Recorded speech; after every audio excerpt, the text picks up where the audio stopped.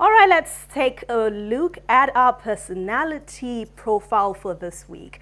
We hung out with the creative director of the fashion house Regalia and the president of Fashion Designers Association of Nigeria, Mrs. Funmi Ajila-Ladipo. Let's see all she had for us.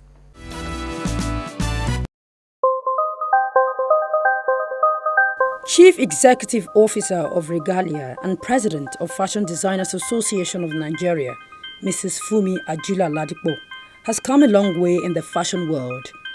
After almost 30 years in the industry, the Ekiti State-born creative director, who is married to the founder of Agile Communications, Mr. Metrofile Ladipo, has continued to churn out creative designs from her label, Regalia. We got up close and personal with her at her Agile residence in Lagos, and she opened up about work, family, and the challenges of leading a fashion association. Okay, let me start by congratulating you on your recent re-election as the president of the Fashion Designers Association of Nigeria. Thank you. Okay, how has the association fared since you assumed office, that your first tenure, and of course you're on your second mission? Well, so far so good. I think people know more about the association. There's awareness now. The designers are doing much more. The designers are being noticed. And practically all the young ones are coming on board. And there are a lot of activities, to skill the members of the association to make sure that they're doing things properly. And there are more activities. There's so many. They're buying, they're selling, they're wearing Nigeria, which is key, for the economy. So far, so good. I think the association is getting better by the day. Okay. Now, you were recently re-elected, unopposed, but that didn't go down with some members of the association.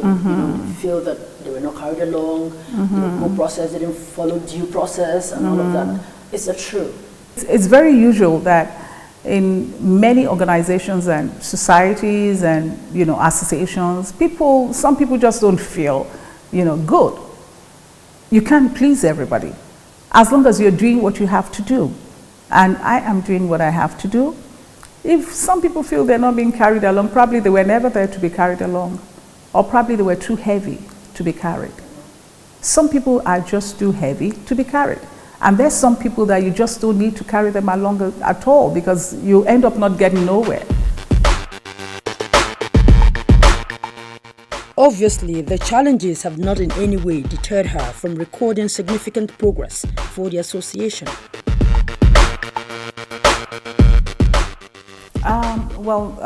So far we have chapters around about Nigeria, but so far so good. I think we have almost about 9 to 10 states right now, states, when I came in.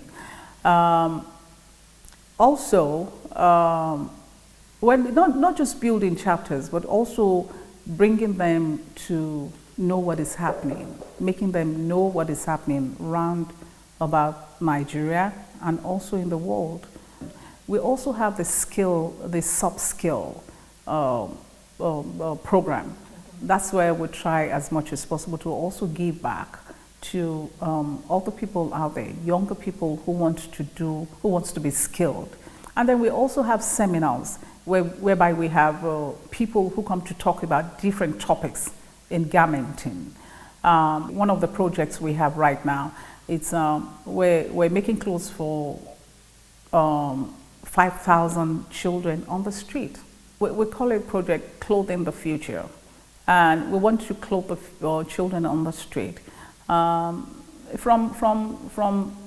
the south here we're going to go around the country, really. We're going to go around Nigeria, where we have chapters, and then we're going to give them from 1,000, dress to 500 to 200 to 100, including the almajiris. We're going to send clothes to the north as well, and we're also going to go there, give them the clothes and take pictures with them. So that's one project we have. We also have the runway FADAN. So we give back to the poor as well. We give back to the young ones. And then we're also telling the government that we're ready to wear in Nigeria. You've been in the business for 30 years, and what has kept you? God kept me. Well, first and foremost, God kept me, but I'm also a very hardworking person. I'm a very passionate person. Passion has kept me. Knowledge has kept me. Hard work, and I'm very diligent at what I do. I'm not ready to quickly get result, like do it now and get result like that. I'm in the art world. And we all know in the art world, you have to keep doing it until maybe someday, you hit it, but many people want to make it, and then now you're there, your name is there, but it takes time. You have to, I'm hardworking, I'm consistent in what I do. I don't try today to say, yeah, I make clothes today, tomorrow, oh yes, I'm going into hairdressing. Okay, that's what everybody is doing now. Tomorrow is oil. Oh, I'm jumping into it. Whatever I do, I like to put all my life to it. I like to put as if there's no tomorrow to make sure I get a result, So I think that has kept me, to make sure I get at the end of it all, to see the end of it all. I start something, I want to finish it. I want to get to the end of it. A solid support base from her husband and other members of her family, she says, has helped her keep up with her busy schedule. First of all, I would like to say a big thank you to my husband. He's been very supportive. He gives me all the support that I need because he's also in the industry. But apart from that, what I do is to place priorities on all that I need to do. I make sure I take care of my home when I need to take care of my home. I do a little bit extra in order for peace to reign, to reign in the family. I do a little bit extra. I try as much as possible to give time, to my home and also to my grandson in particular, and then also to my husband and to my work. Now, you're someone who is an advocate for fashion is not entertainment, fashion is business. From what you've seen in today fashion industry, no, I'm talking about Nigeria, fashion industry in Nigeria. Do you think a lot of people are really taking fashion the way they're supposed to, that the fashion designers are talking about? I think they really, I think they are. I think they are. Everybody's, they're taking their jobs very seriously, because really it's of no use for a designer to work on a dress for close to maybe about 2 days and then you just use it for entertainment.